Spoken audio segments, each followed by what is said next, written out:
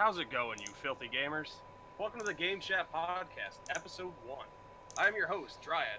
You can find me at PDX_Dryad on all socials.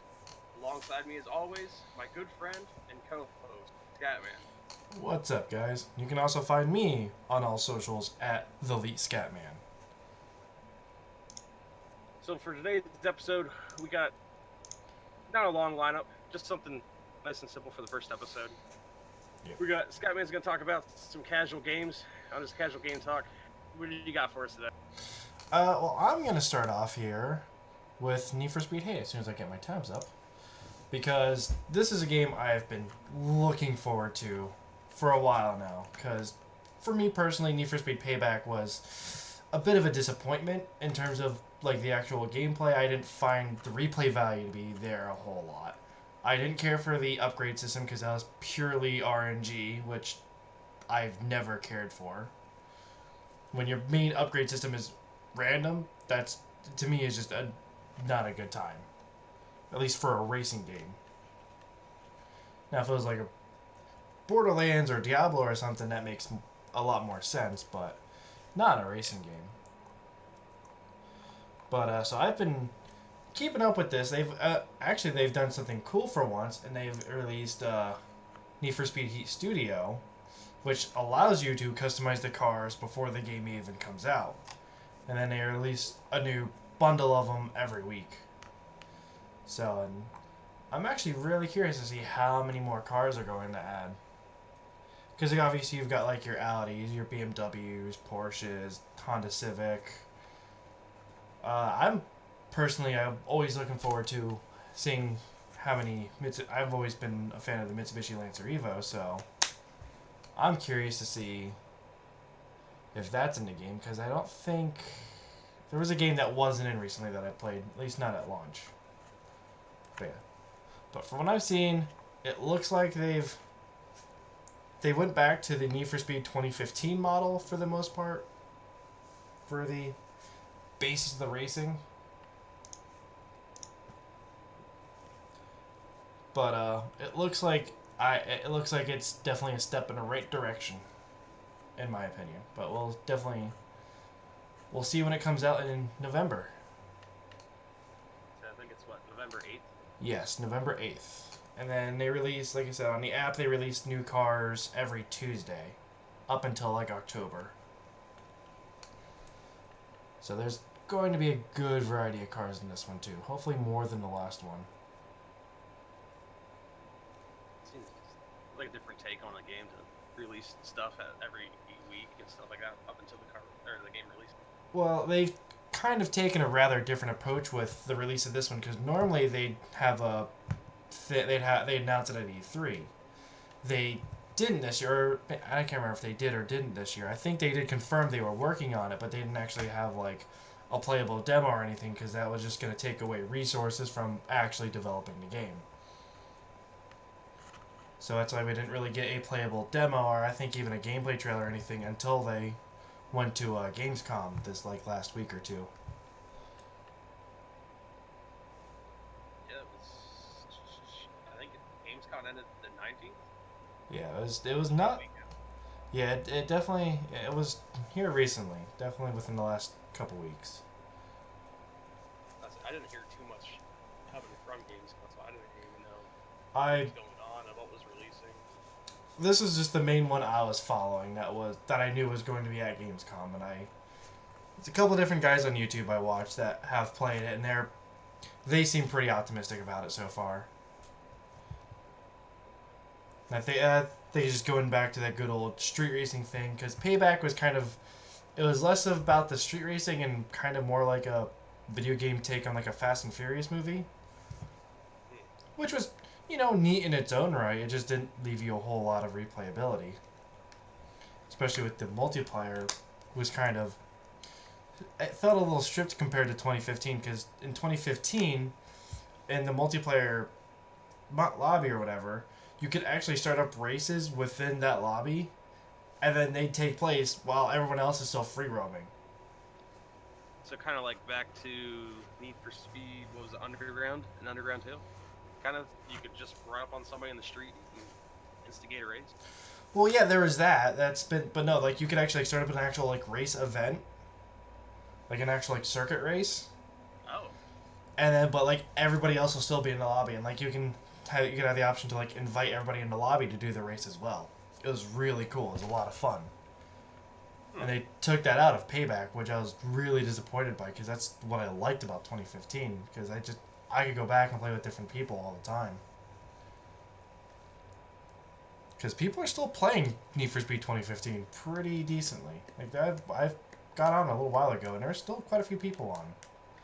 So.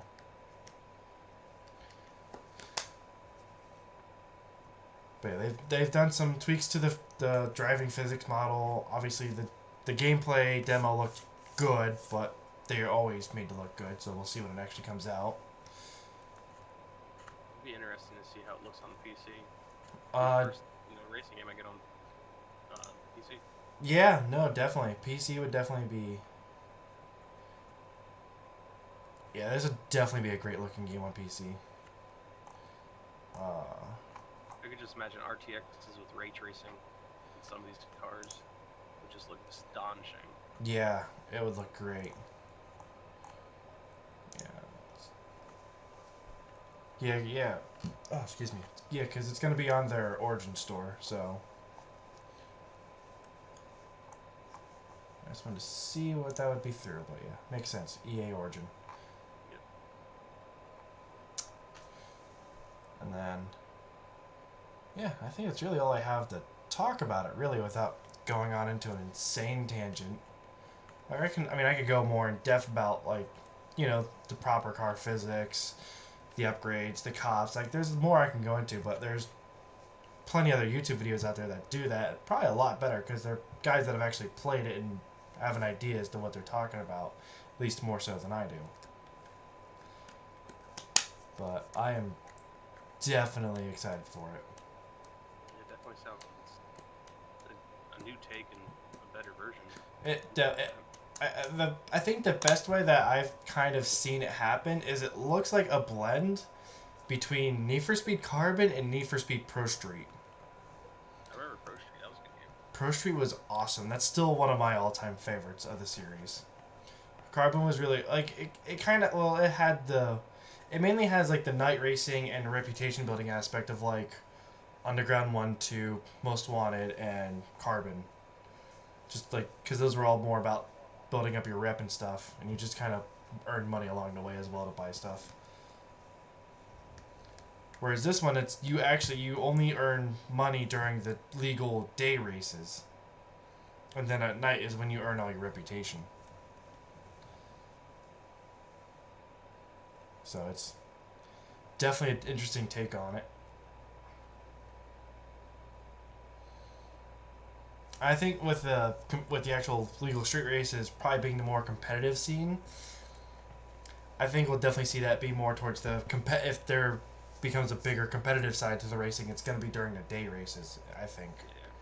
Because then you won't have the police interference or anything. It'll just be actual, planned courses. I mean, they're all obviously planned courses within a game, but, pre-planned courses, roadblocks and everything. You don't have to worry about traffic, don't have to worry about cops. I don't know. I'm excited. It looks good. And it's in a Miami-themed city, which they haven't done yet, and I think is going to be a really good aesthetic for it. It was pretty down there, so it'd be perfect. Yeah, it is very. I guess on that, I'm going to go on to my next game, which is Borderlands 3. A game that, how many people have been waiting forever for this game? Big topic right here. Oh, this is a huge one. I have not kept up with this as much as I wanted to, just because this is one of those games I like to keep as much a surprise for me as much as possible. Because, like, obviously, like, you could get some, whatever. I don't mind knowing some of the character abilities and stuff. Like, because actually the cool thing they have on the website, I didn't even realize this until I came on here, is you can actually get on here and go through their skill trees. Granted, none of this is final as of right now, but you can go through their skill trees and actually like kind of pre-plan out your talent points and whatnot. So I don't think that was in there before. I don't remember if that was a thing for Borderlands 2 or the pre-sequel. But no, the four hero or the four Vault Hunters all look really good. I'm definitely very excited. Curious to see is how they're going to take the story on this one, because this one you actually go to different planets. You're not just locked on Pandora. That's gonna be different. Yeah, like I'm assuming you would start off on Pandora. I'm not 100% sure, but just from on what I'm finding on the website here, there are 4 planets. You got Pandora, obviously. You got Athenas, which what is that one? Okay, it looks like kind of has like a little Oriental style to it, I think. Yeah, it definitely has that like Oriental aesthetic to it. You got Definitely does. Yeah, you got Promethea, which is your futuristic city-looking one. And then you got Eden 6, which looks to be like your tropical forest area type thing. Yeah, like tropical forested area. There was a zone in Borderlands 2 that was similar to this. To how this kind of looks. I can't remember what it's called. I haven't played 2 in quite a while. But yeah. But yeah, this comes out next month. Like, let's see, like September 20th, or no, not even. It's like 13th. Yeah, September 13th. So that's like just over 2 weeks away.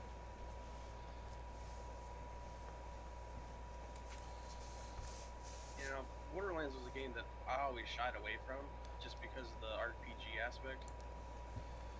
Yeah, like thinking about getting this one, and what really got me going on it is my friends want to buy it.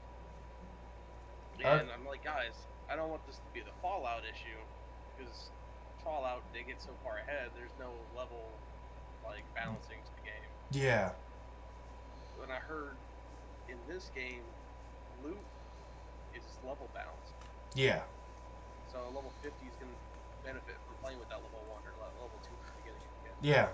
Yeah, I think that I'm pretty sure that was even a thing at least later on in Borderlands 2. Like, really, the only difference is just your skill points, is just how far along you are on there. Yeah. That's really the only thing that can make it a little unbalanced. But even then, and like the enemies level to you, Yeah, it's nice.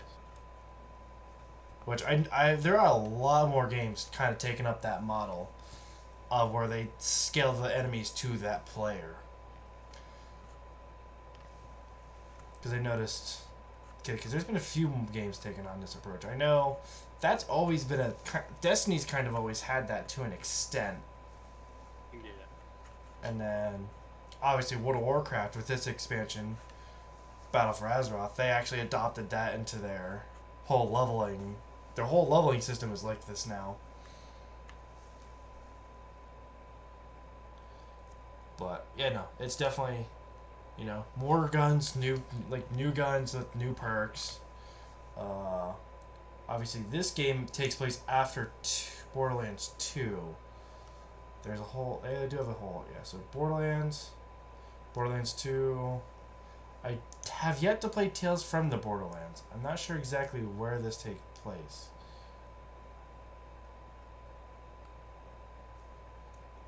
Oh, I think this takes place shortly after Borderlands 2 is Tales from.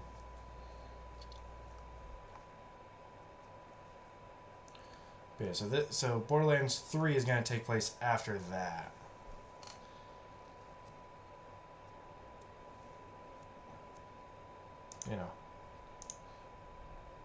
The characters look awesome, the guns look fun, the enemies are just going to be as crazy as ever.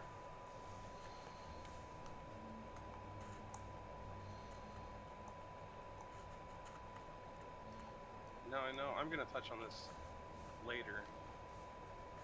But Borderlands, Fortnite are doing a thing because I believe Borderlands 3 is going to be released only on the Epic Game Store? I don't see it for pre-order on Steam. Probably. Let me check that quick. I don't see it on Steam. Platform. And that would kind of make sense for the collaboration Fortnite X Men. You can, yeah, it's going to be available either through the Epic Game Store or the 2K Store.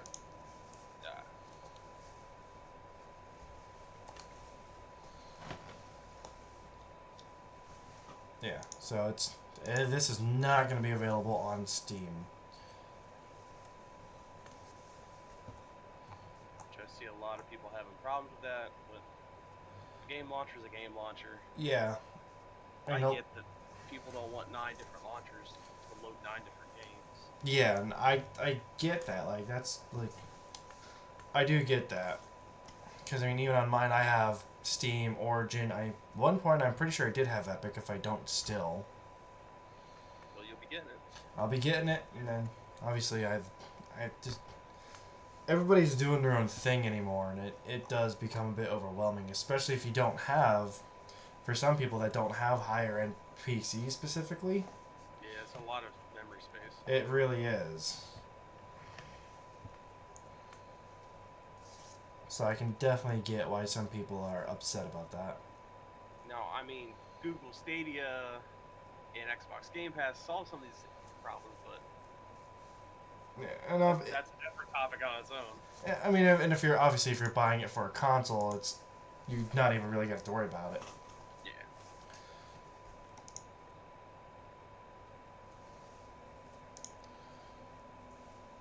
Which I'm looking forward to this game. Yeah, I probably will buy a physical console copy. Even if I don't play it, I'm still one of those guys. I like having physical copies of stuff. Like, I'm gonna get a physical copy of Need for Speed Heat because I have so many copies of different Need for Speed games. Gotta get it for the collection. Exactly. I got. Especially once I get back to my own place, I can have lots of stuff just to decorate with then too. Oh yeah.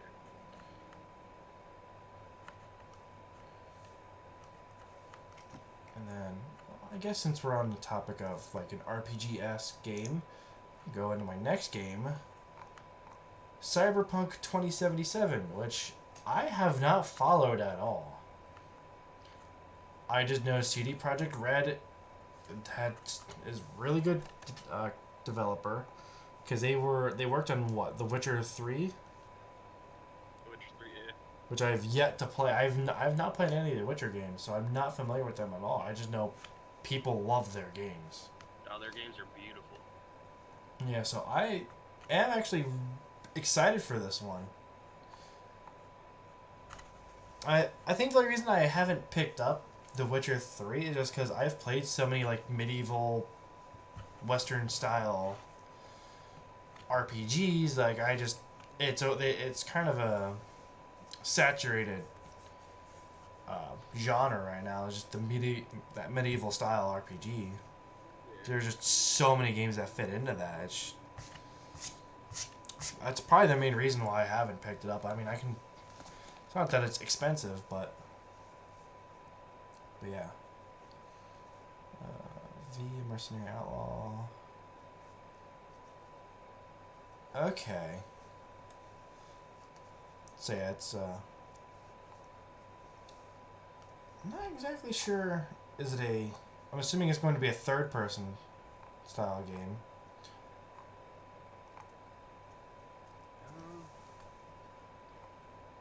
Because, I mean, that's what all the Witcher games were, and that would make sense.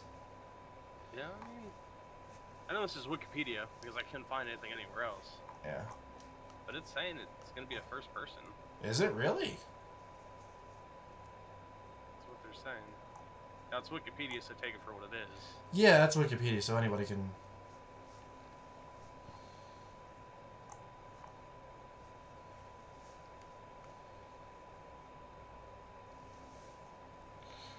I mean, still, even first person, It's still gonna look nice. it's still gonna look really good.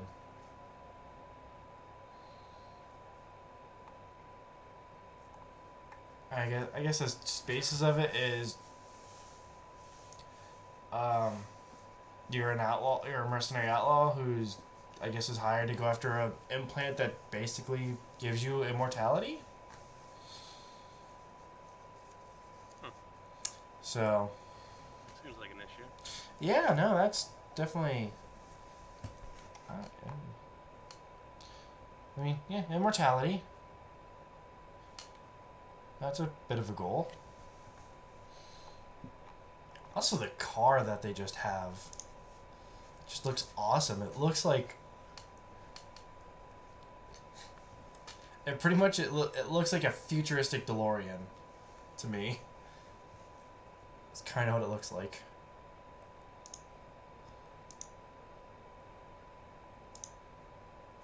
I'm getting strong DeLorean vibes from this thing. It actually looks really good.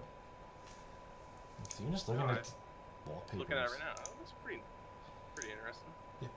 I'm just getting, like I said, I kind of getting like the strong. I don't know why I'm getting like DeLorean vibes. I don't know why. I'm getting a DeLorean vibe out of that. Yeah, it's like they took the DeLorean and made it into like a modern like muscle. Like I'm kind of getting like if you mixed a DeLorean with like a probably like a Camaro or a Mustang or something. I can see it. Yeah, I'm actually definitely seeing some like Mustang. At least in the picture I'm looking, I'm definitely seeing some Mustang inspirations here.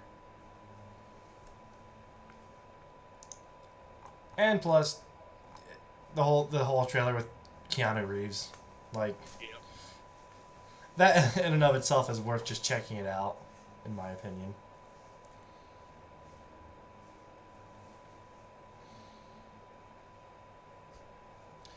So this also makes me wonder if there's actually, if it's going to be a first-person game, I wonder if there's going to be like a multiplayer mode since it's going to be first-person-esque. That'd be interesting. I'm curious as to how they would do that.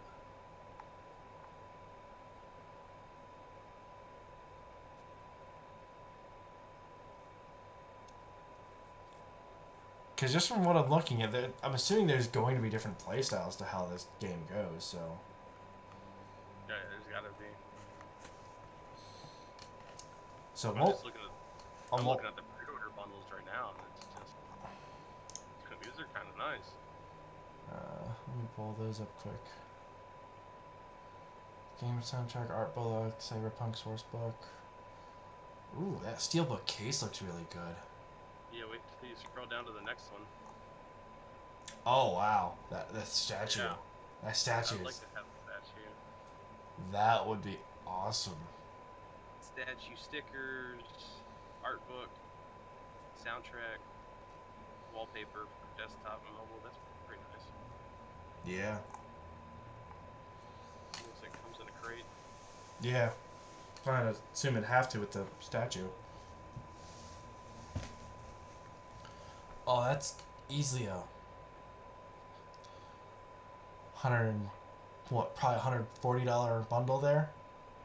I'm gonna assume it's probably. I clicked on it. Oh, sold out. I can't even tell you what price it is.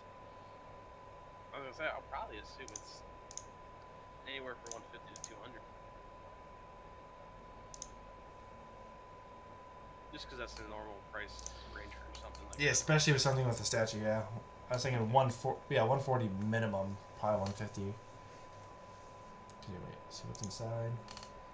Edition box, case with disc, reversible cover, steel book. Statue. It's a 10-inch statue. Hardcover art book, metal pin set, metal keychain, copy of the visitor's guide, embroidered patches. Wow. Yeah, there's a lot of stuff. There's a lot of stuff on that. There's. It's a big pack. That is a big pack. I think I'm actually gonna check that out. And I've got some time to save up for it too. It doesn't come out till April 16th, so.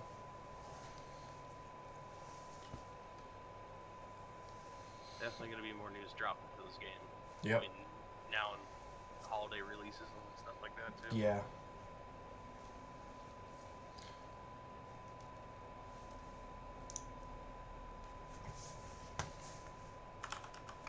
Well, you brought up that.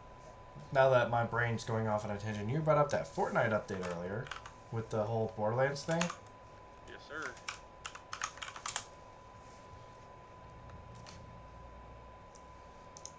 So, with Fortnite, they released their most controversial uh what, Thursday last week or it was yesterday. It was Wednesday. Yeah. Yesterday, they released their weekly update. Decided to nerf turbo building significantly, which it's a battle royale game, but it makes it its own game building. Yeah. Now, today they reverted it back. So turbo building is back to what it used to be, except for taking walls from people's. Now it's a coin flip. It's not thing oriented like it used to be, and it's more friendly towards the newer players and people that aren't as at the pro level, stuff like that. Other than that, that was about that update. They did drop. I mentioned it earlier. The Fortnite X Mayhem. Yeah. Into the map.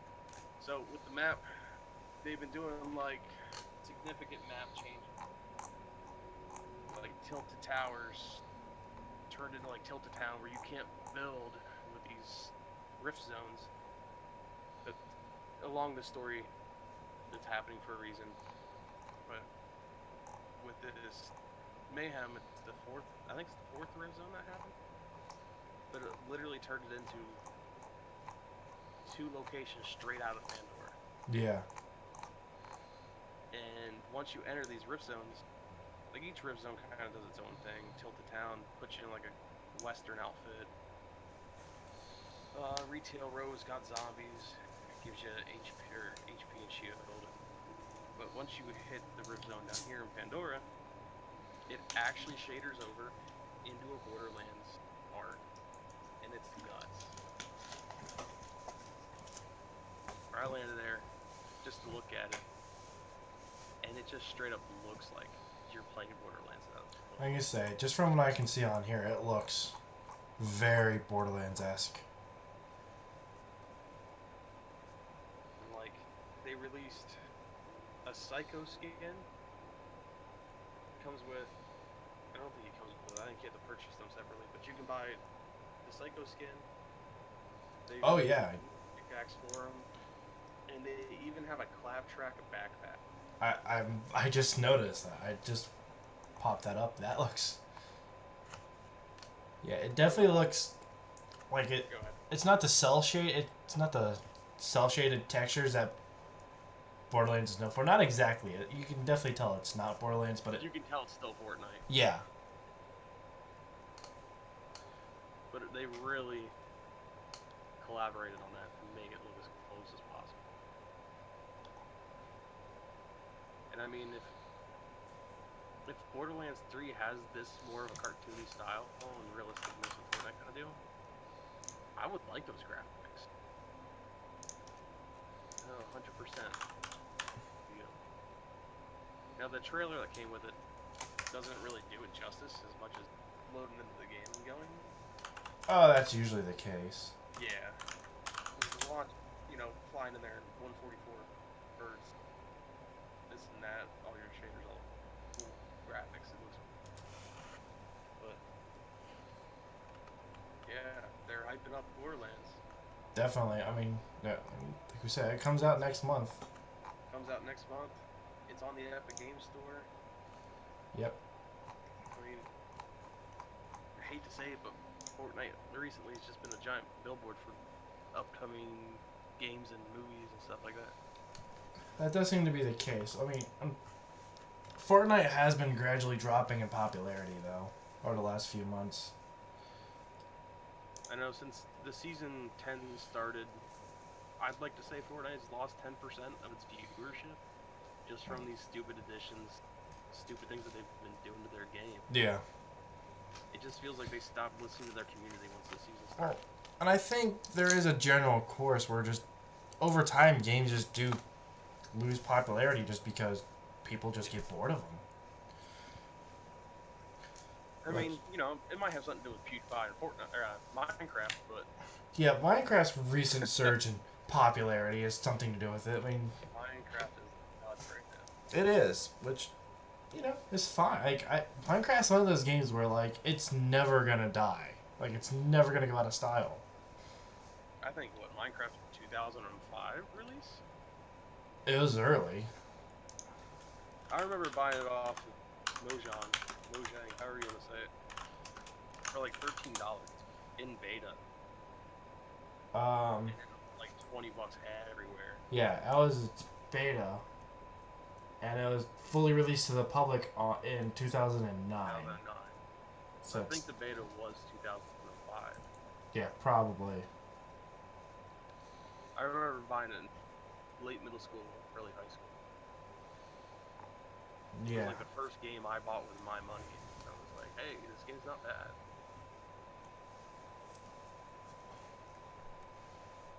But for a game that's that old, just to come back out of nowhere. I mean they have been dropping some big updates in it recently though too. Yeah. I think that they've added some big updates, and I think that's what brought people back.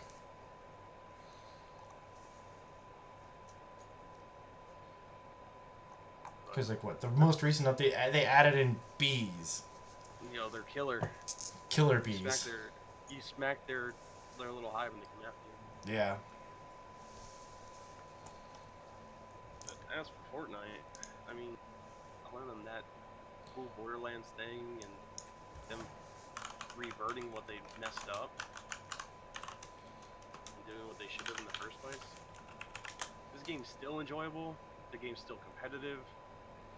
But from this point forward, you got big streamers bowing out of the game because of this stuff. It's just they're changing their game and it's not changing for the best.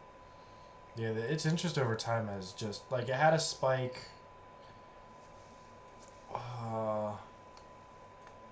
It had a spike here between July 28th and August 3rd, which I'm assuming is when season 10 started. That was World Cup. World Cup. Yep. And it's just plummeted since. It's just been getting worse and worse. Yeah, it's just down. Let's see. I think that the best way and the easiest way for this game to stay popular and stay on the top. Yeah. They gotta cater their community. Every game does it. Because it has gone down. They've changed gaming. Epic Games and Fortnite has changed gaming from this point forward. It has. Look at Black Ops 4 Blackout. Oh yeah. It died so fast because Call of Duty promised, hey, we're gonna update this map. You're gonna have monthly updates, and Fortnite does weekly updates. Yeah. I don't think Blackout's been updated in almost 3 months. Wow. I could be wrong. I don't play it, so I could be wrong. It's But the squad modes for Blackout doesn't exist. Yeah, it's nowhere near as consistently updated for. Yeah, it's just nowhere near as consistently updated as Fortnite is. And I hope with Modern Warfare coming out, it doesn't just kill Fortnite as a game and stuff like that, but boy, Call of Duty hype. Modern Warfare, I'll talk about it here later. Yeah. But it's good. But that's all I got for Fortnite. I guess we'll move on to Rainbow Six Siege and their new Ember Rise update. They took, during the last, they call them season. Every time an update comes out, there's four seasons in a year. The season before, there were so many issues with deployable shields and operators getting glitched in ways that they could shoot through their shield or run around the map prone. So they took the shields out, and the shields are finally back. Alright. With the addition to now, there's an operator called Mira in the game. She's basically the operators. She does all the gadgets and stuff for all the operators. Okay. But her main gadget, she puts on a black mirror on a wall, like a one-way mirror. Mhm. you can see out of it. All they see is a black mirror, and they can't see anything. So it enables you to shoot it out, and then you can shoot through, hole in the wall or whatever peak. But they took her mirror that she puts on the wall and put it on the shield. So the shields have like a two-way glass on them. Okay. So now you can gain advantage from hiding behind the shield. Alright. Defender peeing through the glass, and hey, I can see them coming, but they can see you hiding there as well. The shields are back. Alright. And with the shields, the nukers, Yo-Yo on defense, he gets 3 shields to put down, and he puts on these explosive charges on that. You can shoot these charges, it blows up the shield, has a small little blast radius, and then it also spreads fire like a napalm. And it burns, I think, for 7 or 10 seconds, somewhere in there.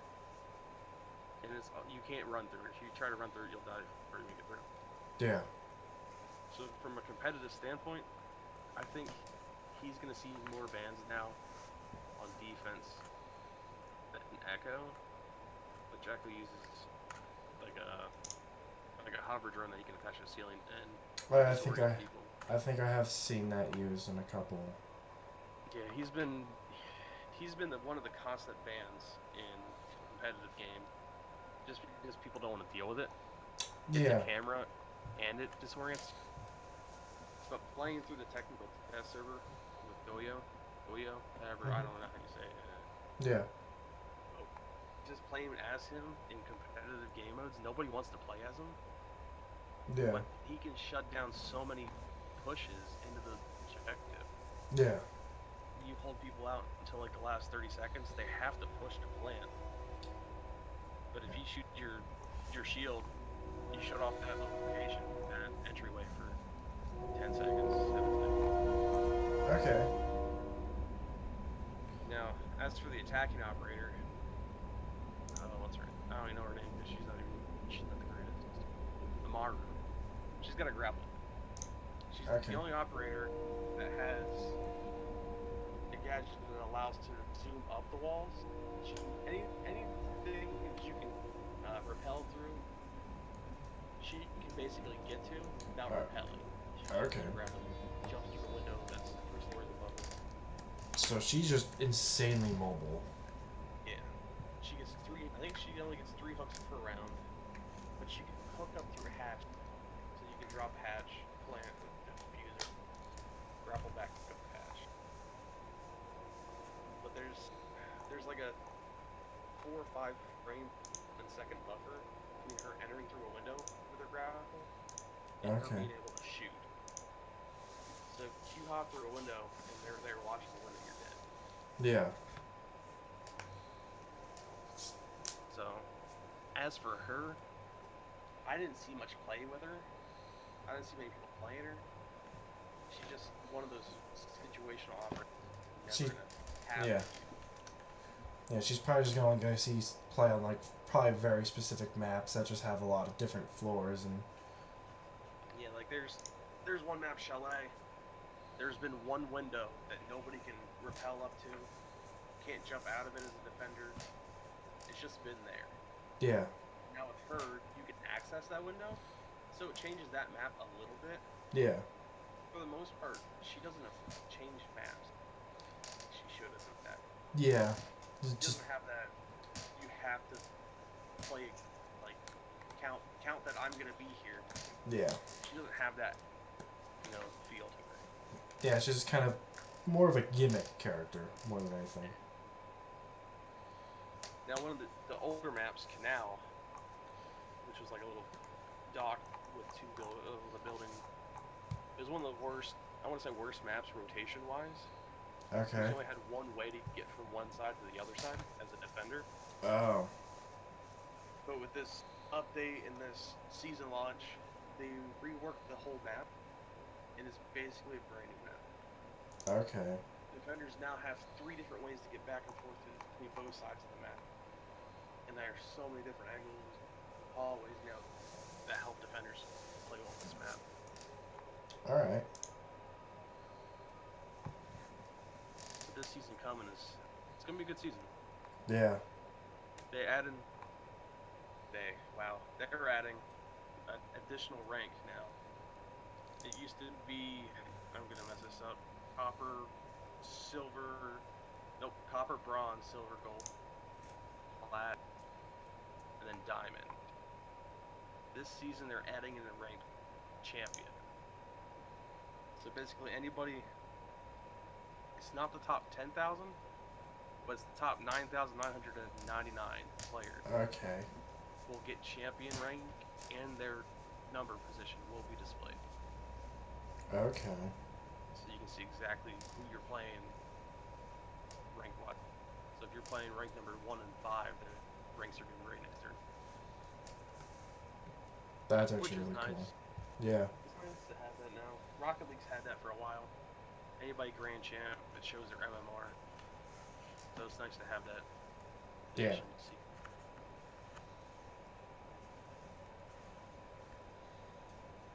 But, I mean, with this update and that stuff, that's all I got for Siege. Yeah, no, it's...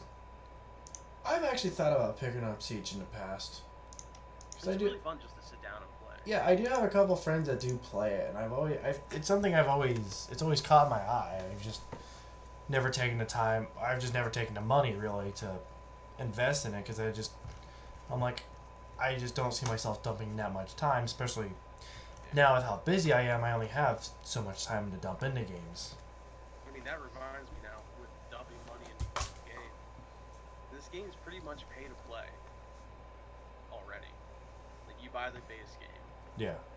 You can get the original operator, I think it's $12 or $16. And then you have to individually buy, or, buy the season pack. Okay.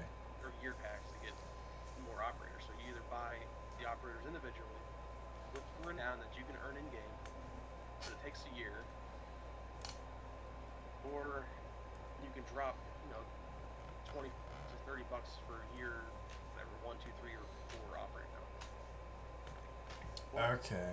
on top of buying operators, there's the shop where you can buy skins for your guns, skins for your operators. They release an elite skin every season.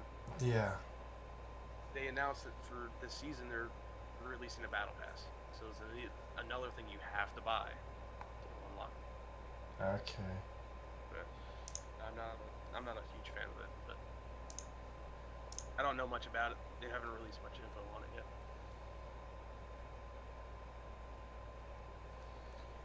But Alright. that's all I got for competitive. Okay. Guess we can move into the spotlight. Yeah, and I guess I'll start with my spotlight since. I'll be right back. Alright. I can hold off until you get back.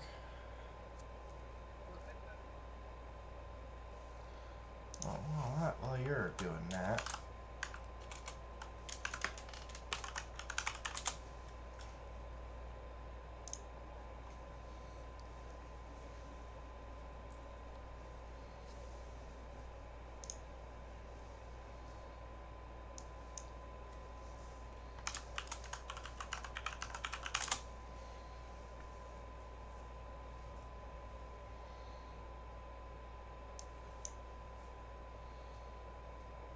That's my Demon Hunter.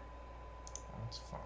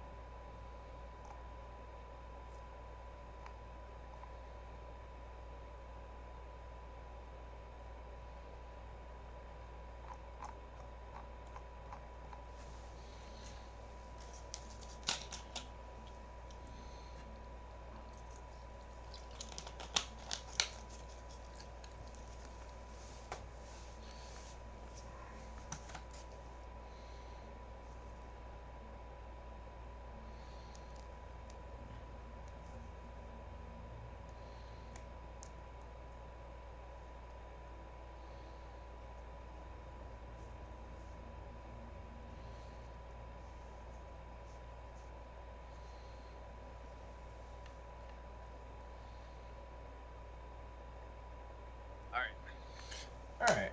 You're back now? Yeah, I'm gonna go into the first half of my spotlight, which is classic World of Warcraft. And I dumped a good 5 hours into it last night, and it was a very fun 5 hours, despite me getting dead tired at the end of it. So I started with a undead rogue, so I'm on the horde.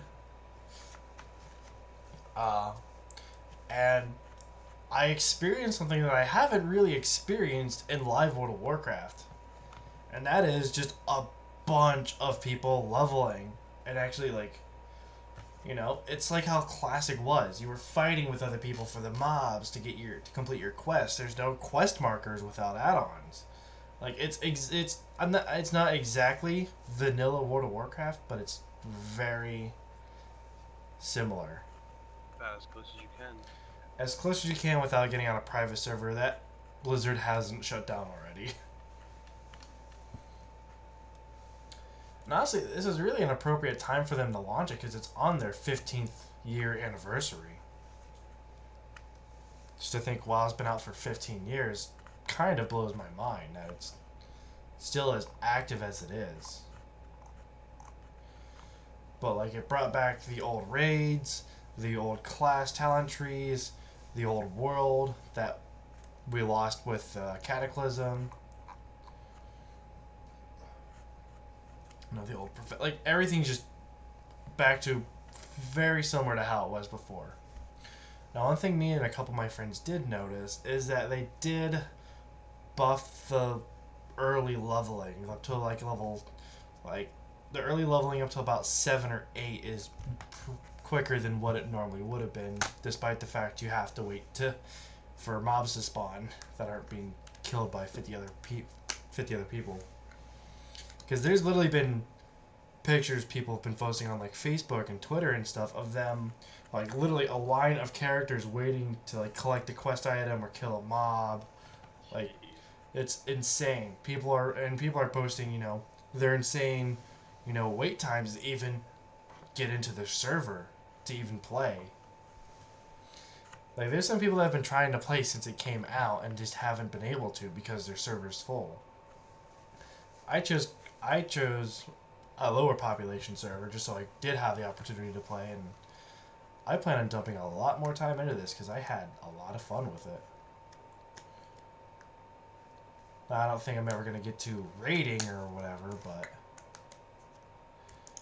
it is definitely looking like a good time. I'm just wondering of how many of the other, vanilla things that they're going to add, like when the one raid Zul'Gurub drops, are they going to keep the Blood Plague glitch where it literally killed everybody on your server? Because are you familiar with the Blood Plague incident? No, I don't know anything about WoW. Okay, so there's this one boss, and I think it's the last boss of the one raid, that can put a debuff on players and pets, where it does so much damage every second, and it spreads to other nearby players and pets. Well, what someone did, a hunter, they have a pet that they can carry with them. They dismissed it, and it still had the debuff. So when they left the raid and went back out into like their major city, and they brought their pet out to do whatever, it actually spread it to everybody in the major city, and your low-level players were just instantly killed. And then it would spread to NPCs because the NPCs wouldn't die, or they would just respawn and just get it all over again. And it pretty much all activity on World of Warcraft stopped for like a solid week until they had to reset the servers, and then hot fix that glitch. That's just one of several things that happened during early World of Warcraft. So I'm hoping stuff like that I'm hoping they're leaving stuff like that in, because I never got to play vanilla World of Warcraft. I never really had access to a computer, and if I did, there's no way I could even convince my parents to let me do the $15 a month subscription fee, which is really the only downside to World of Warcraft. is just the fact it's one of the few MMOs now that has a subscription fee. Pretty sure the only other one is Final Fantasy Realm Reborn. Off the top of my head that I can think of. But I think World of Warcraft definitely needed this. Because let me actually...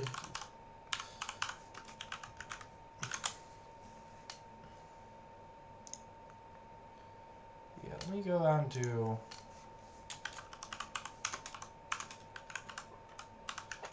We go to Google Trends to see how much this helped. Oh, yeah. Yeah, no. World of Warcraft was on a big slump.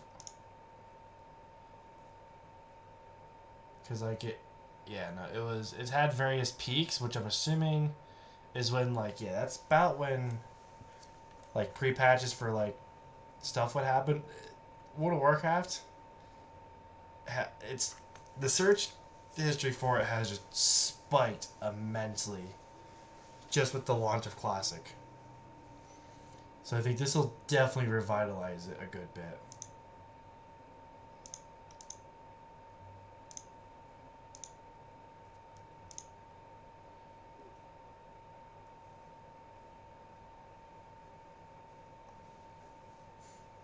Actually, right now, Denmark has the highest interest in World of Warcraft. Alright.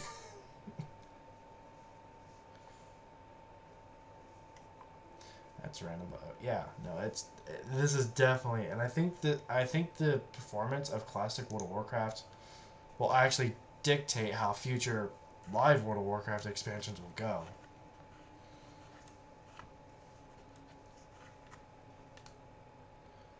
But I guess I'll go into my other personal game spotlight, and that is Crash Team Racing Nitro Fueled.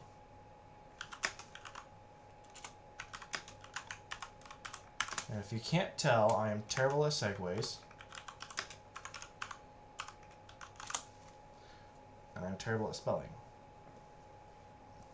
And they actually just released a trailer today that I have yet to watch for the next Grand Prix, that because Crash Team Racing does monthly, like kind of similar to how you were saying with Fortnite, how they update their games regularly. Crash does theirs monthly, and that's actually kind of it works. And they need to update this a little bit because that's the old Grand Prix. The new one is the Spyro Grand Prix that starts up here. I'm assuming within the next week.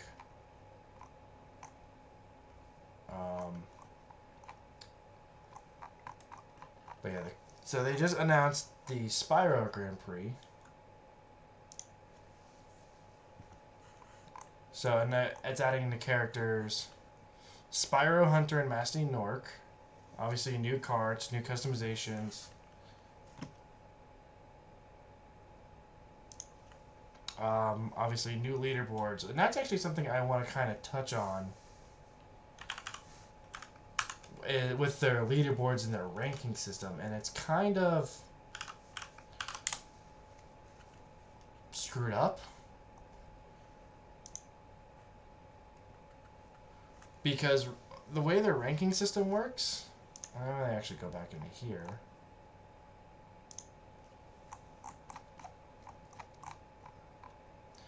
Is the way their ranking system works is per race you earn trophies depending on what your performance is.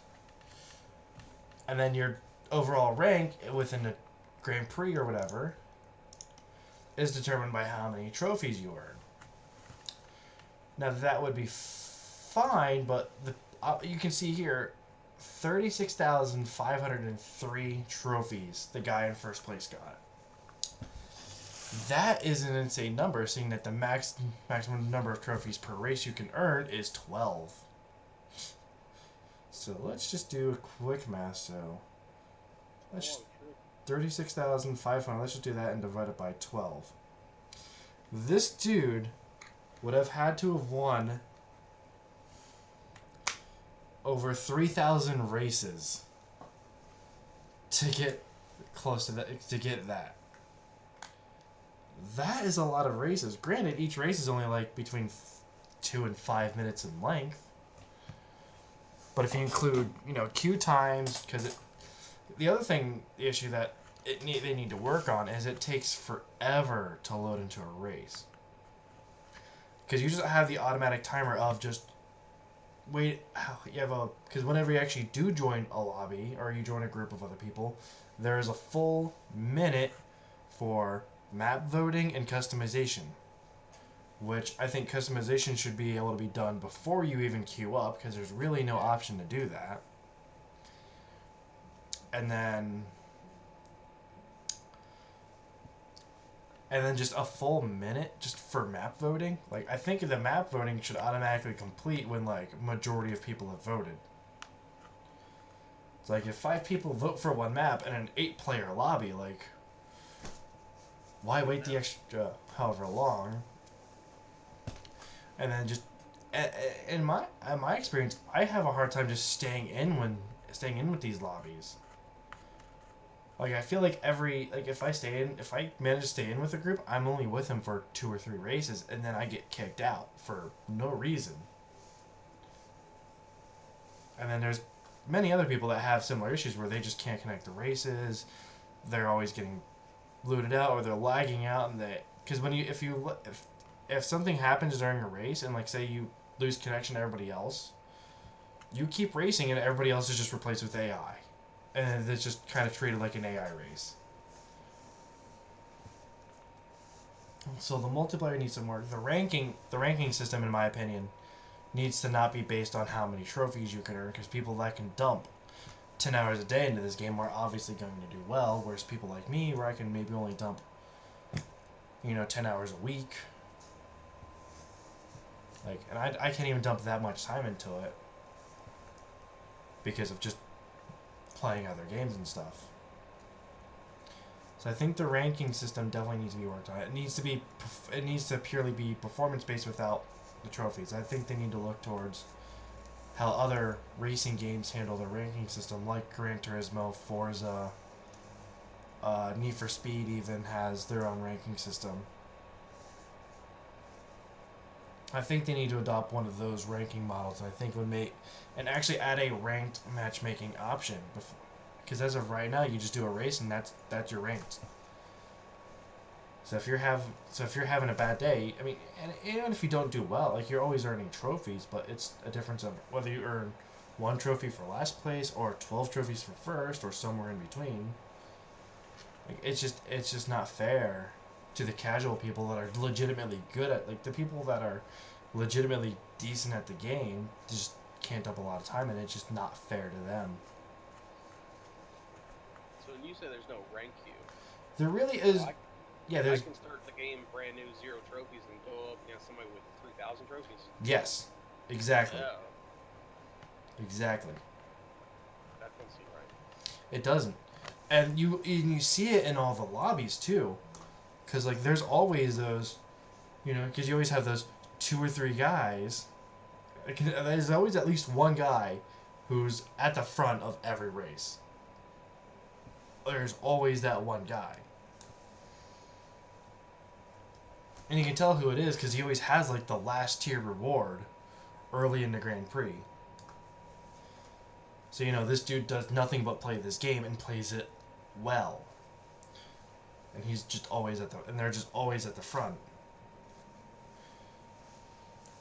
Because there's consistently like I've gotten in a group a few times where the same 2 or 3 people dominate the race, and the same 2 or 3 people in the last 3 in 7th, 8th, and 9th, or 6th, 7th, and 8th, the last 3 positions, just because they don't know how the game completely works yet,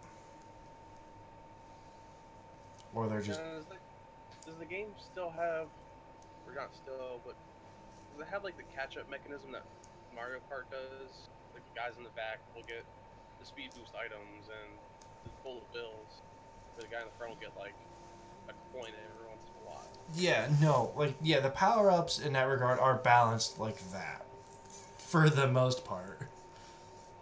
There's been a few times where I've been in first and I've gotten the invincibility mask for no reason. I'm like, I don't need this.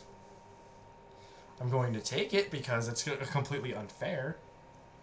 But yeah, when you're at the back, yeah, you're always getting, you're always getting your invincibility mask. You're always getting basically the orbs, which is the Crash Bandicoot equivalent of the blue shell. But unlike the blue shell, it can actually hit other people on its way up to first place. The blue shell in Mario Kart 8 will smack people on its way up too. Oh, will it? Yep. Well, and then it has the same. It changes though. They like travel on low to the ground. Yeah. Well, and then like with Mario, you get 10 coins, you're faster, and your power ups are stronger, right? Yeah. Crash has the same thing, except with Wampa Fruit. Yep. But the upgraded version of the orb with 10 Wampa Fruit it guarantees homes on and hits every person on its way up to first place. And then you're consistently you're getting that. The time warp clocks, which slow everybody else down. You're just always getting the good power ups at the back of the pack. So it does have that mechanic to it. It always has. It had that back in the original Crash Team Racing back in 1999. So that's always been a thing.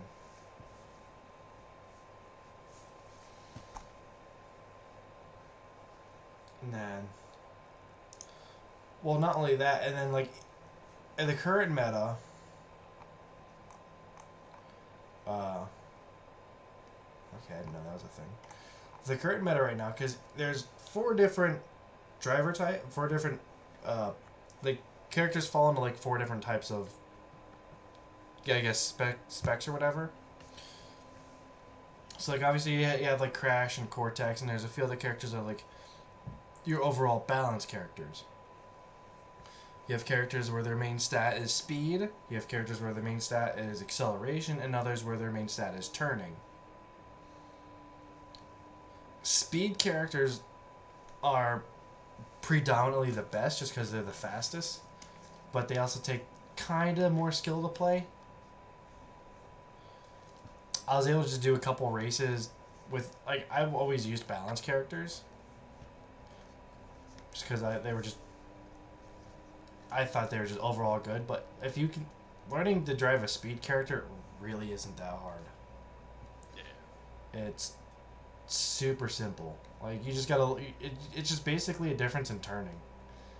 They just don't turn as well, but if you know how to power slide good, you can counteract that with relative ease. And I figured it out within like 2 or 3 races.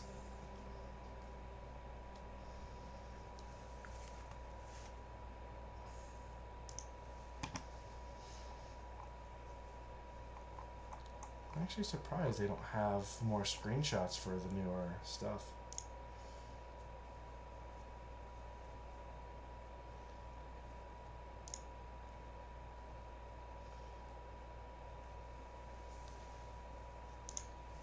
But yeah, I think that's all I really have for that. That's really like, and like I said, there's the new Spyro Circuit or Grand Prix coming up. That's actually the cool thing that Crash does with their regular updates is every update includes a new racetrack. Or every month. So every month there's already a huge selection of tracks to begin with. And then every month they're adding a new one. So they've added in 3 new tracks since the game's come out.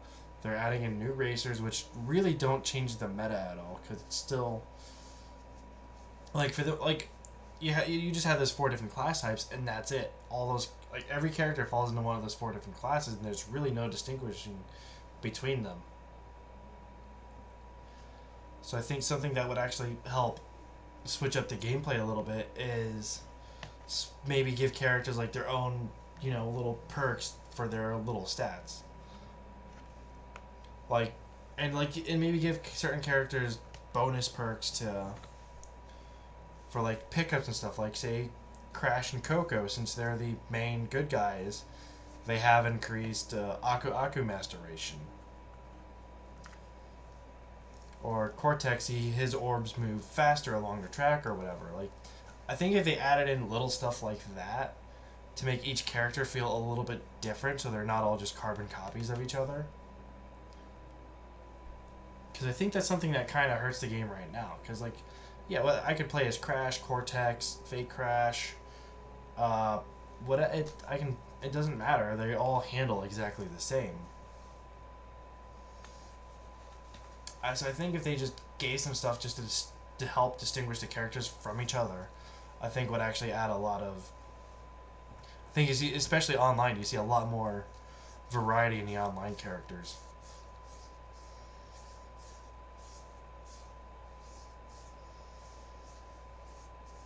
But I mean, for a game that retails at $35-$40, you really can't beat it.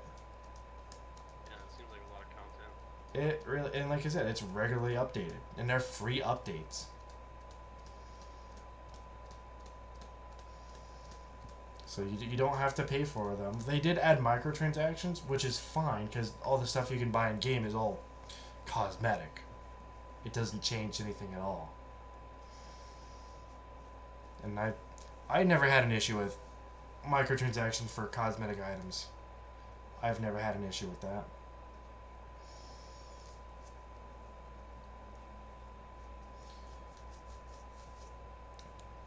And I guess that's my spotlight then.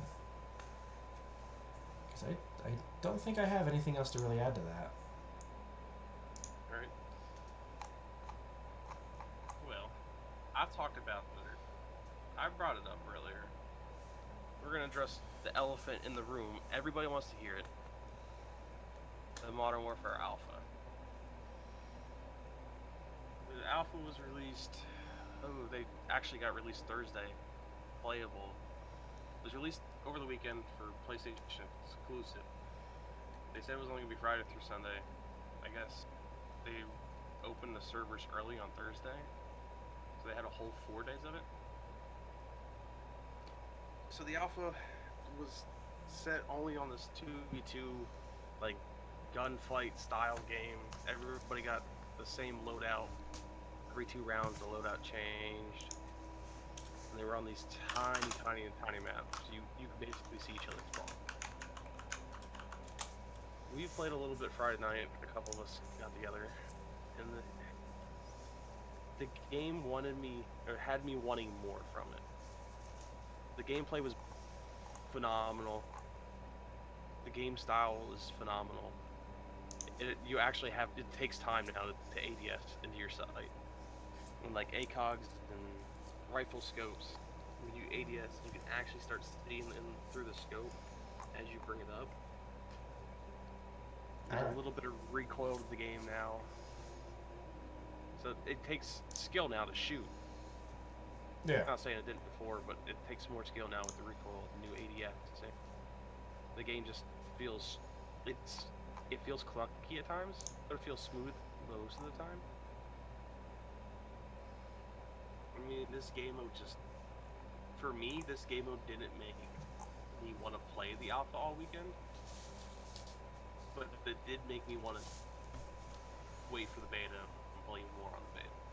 Yeah. Which I get, it was an alpha, it was a PlayStation exclusive. Of course, they're only going to make one game mode available. I don't think this was the game mode to make it available. Yeah. And like, if the game lasted too long, there was like a time limit on the match, but they didn't have it shown, so you didn't know how long the match was in. Oh. And at a certain point, a flag will spawn in, and 10-second overtime start. You either captured the flag, or at the end of the 10 seconds, whoever had the most HP remaining was the winner. Okay. But it felt forced to cap the flag, and with no time on the center screen, there was no reason for me to push the opponent if I had more health. Yeah. And it became, I'm going to camp while they run into my bullets. And if I'm ahead when that 10 seconds started, they got 10 seconds to either hunt me down or let me kill them while they take objective. Okay. So for me, that's just the game's beautiful. The game looked great. The gameplay was fine. It's just this game mode it didn't do it for me. Yeah. Yeah, it was just. Yeah, it just doesn't sound like it was.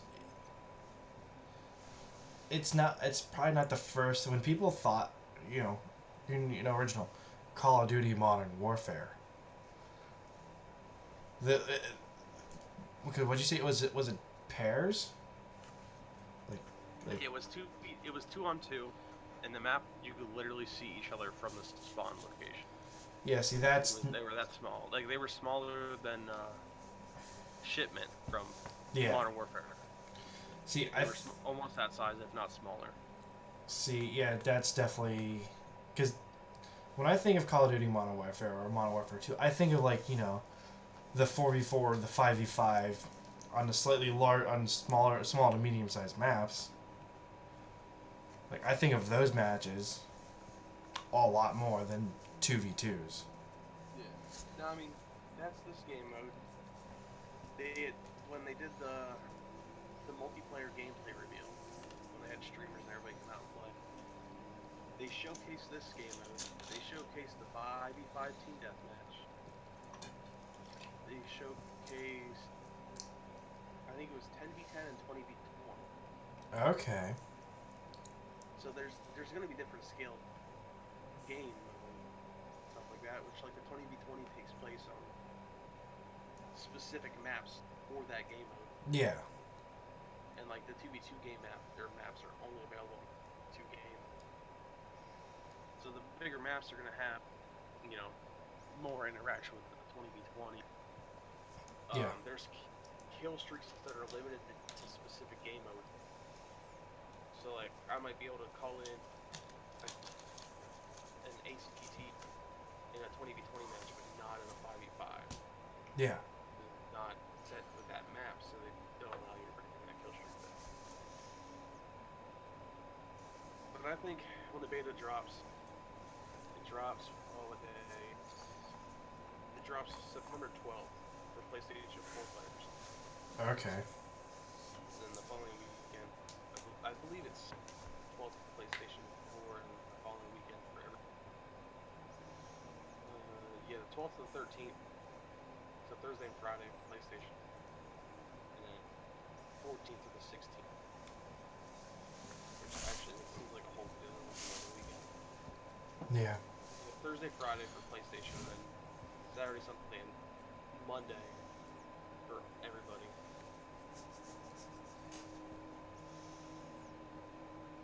I'm reading this all.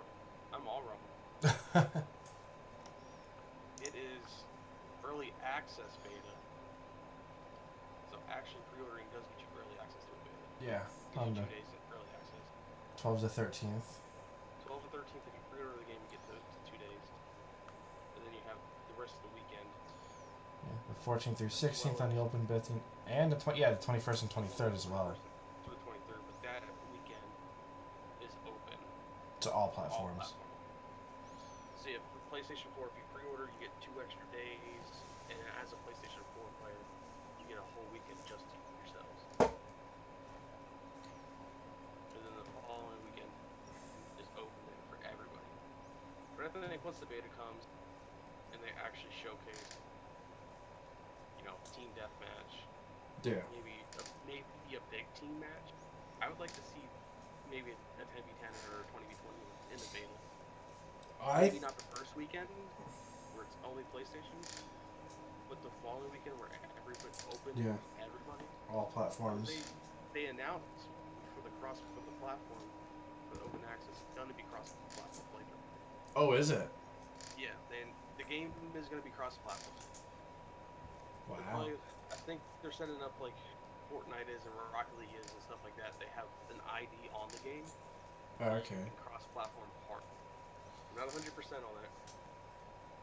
They didn't really announce how their party systems are going to work. Yeah.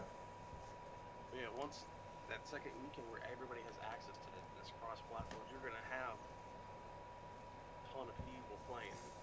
Why not launch a 20v20? Yeah, I think it'd just be a good stress test for their servers as well. Mhm. I mean, during the multiplayer release, they were having issues there locally playing the 20v20, and that was their dedicated server. Okay. So like, I think that would be a perfect chance for them. It For would them to be. say that we're gonna put 20v20 out, maybe not the whole weekend, maybe Sunday and Monday, just to test their server, make sure everything's working, Yeah. how the players react. Yeah, But I because think this game's gonna be nuts. it looks really good. I'm looking forward to its launch. Like it's probably gonna be it's gonna be one of those ones where I'm not like I've never bought a Call of Duty on launch. I don't think I ever have. Maybe I've always waited especially with Call of Duties. I've always waited a good month or so afterwards and then picked it up.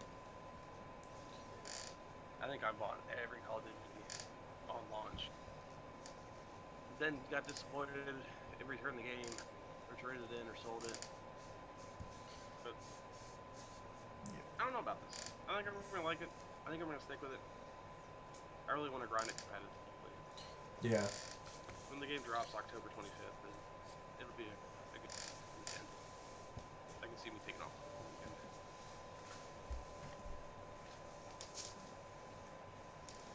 That's all I gotta say for Call of Duty. Yeah. I do want to go off on a little side tangent here. Because since this is this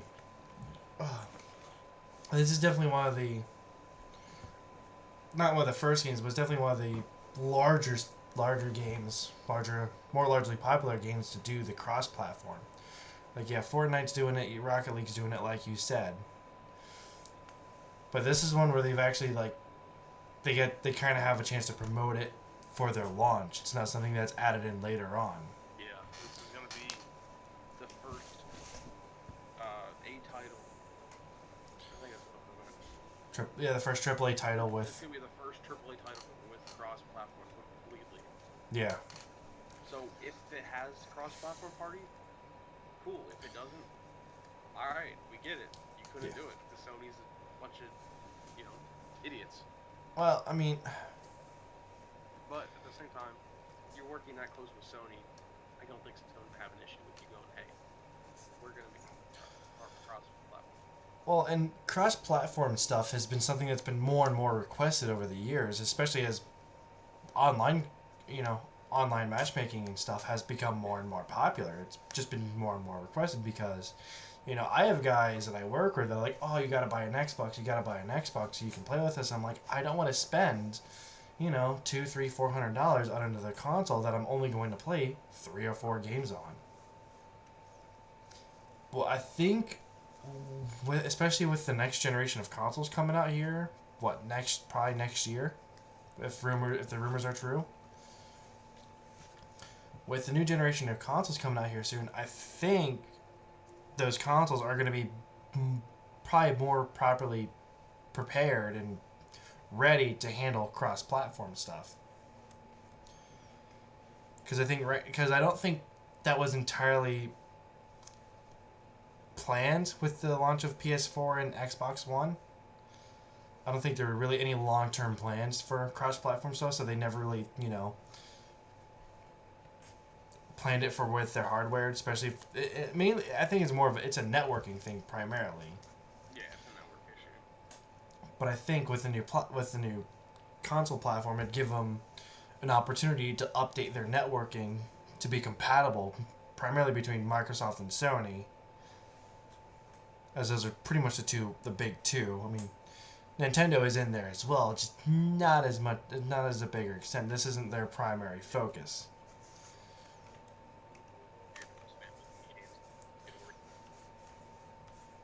Yeah, which is fine. I mean, I still love Pokemon, so Yeah. Pokemon's still great. Mario's still good. I still want to buy a Switch here at some point. I think I'm gonna buy one of the Switch Lights when they come out. What was it? Were you gonna say something? Nope. I was just disgusted. You're right. Okay. No. No. I have heard bad things and good things about that Switch Lite. that's a topic for another day. Yeah, no, it's definitely we can definitely talk about that like next week or something. I'll jot down some notes about it. But all right, well, I think that's everything. It seems like a good word. Yeah, so thank you everybody. What? I was going to talk about this Ancestors game, but Oh yeah. I'll save it for next week. Yeah. I think I'm going to have more to talk about next week. It came out yesterday on the Epic Game Store. I think I'm going to buy it on Friday and play it. So Give yourself more of an opportunity to I'll have a good week to dump time into it. That's it for my spotlight. All right.